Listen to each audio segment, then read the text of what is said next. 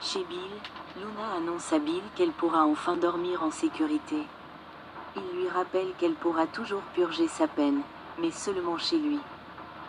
Bill lui dit qu'elle devra se cacher quand les gens viendront, ce qui ne la dérange pas, car elle n'est plus en cellule.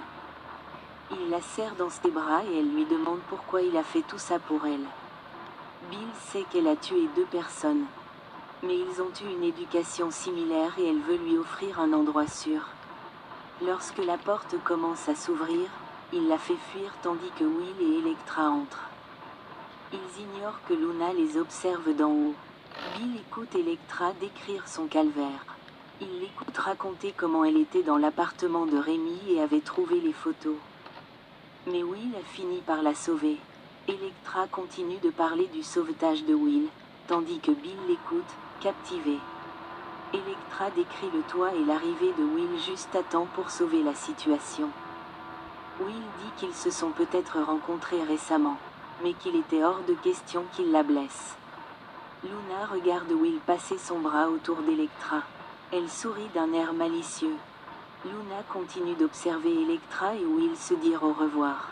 Bill est heureux d'avoir rencontré la petite amie de Will et il est content qu'elle aille bien. Luna n'en a pas l'air ravie. À la maison de la falaise, Taylor apprécie la confiance de Steffi quant au fait que Ridge ne pardonnera pas à Brooke. Steffi voit le bon côté des choses dans le fait que Taylor puisse passer plus de temps avec Ridge. Taylor sait que Brooke fera un spectacle grandiose pour obtenir ce qu'elle veut. Steffi n'imagine pas comment Brooke pourrait se racheter de tout ce qu'elle a fait. Elle n'a aucune chance de retrouver papa, dit Steffi. Taylor dit qu'elle ne s'inquiète pas pour Brooke. Elle ne se sentira pas menacée par Brooke, car elle a l'impression d'être bien remplie en ce moment et qu'elle n'a pas besoin de s'en soucier tant qu'elle se sent bien. Le simple fait d'avoir Ridge pour la soutenir la rend heureuse. La vie est trop belle en ce moment. Taylor écoute Steffi répondre au téléphone. Lorsqu'elle a fini, Taylor dit qu'elle va chez Eric prendre des nouvelles de Ridge. Steffi adore l'entendre. Mère et fille s'embrassent. Plus tard, Steffi repense à ses parents à la fête de Noël et à leur beauté. Elle était si heureuse pour eux. Chez Eric, Ridge n'arrive pas à croire que Brooke ait accepté le poste de PDG pour récupérer l'entreprise. Elle insiste, mais elle ne le lui a pas dit à temps avant qu'il ne se tourne vers Taylor. Elle veut passer à autre chose et surmonter cette épreuve. Ridge dit à Brooke qu'il croit ce qu'elle dit et que tout ce qui s'est passé entre eux est oublié. Sauf que ce n'est pas oublié. Il souligne qu'elle n'est pas loyale, car elle n'a rien dit pendant que les caméras tournaient lorsqu'elle a pris le poste de PDG. Elle aurait pu défendre les Forrester, mais elle ne l'a pas fait. Ce retournement de situation laisse Brooke sous le choc. Brooke n'arrive pas à croire que Ridge ne la croit pas. Si elle a accepté ce poste, c'était pour sauver l'entreprise. Lorsqu'elle annonce à Ridge qu'elle veut qu'il rentre, il lui répond qu'il ne peut pas retourner à la maison si Hopi vit, mais Brooke pense qu'il doit se remettre. Ridge est contrariée qu'elle ne lui en ait jamais parlé avant d'accepter le poste. Elle mentionne le message qu'elle a envoyé, mais Ridge n'a pas reçu.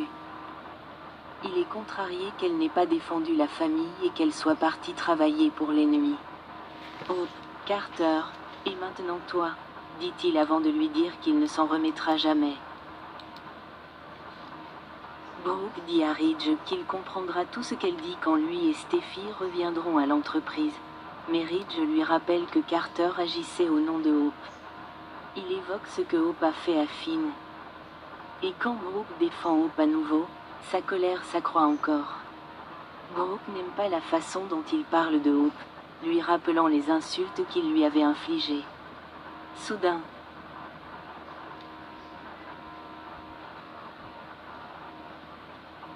Brooke réalise que Ridge ne change pas d'avis et elle reste sans voix.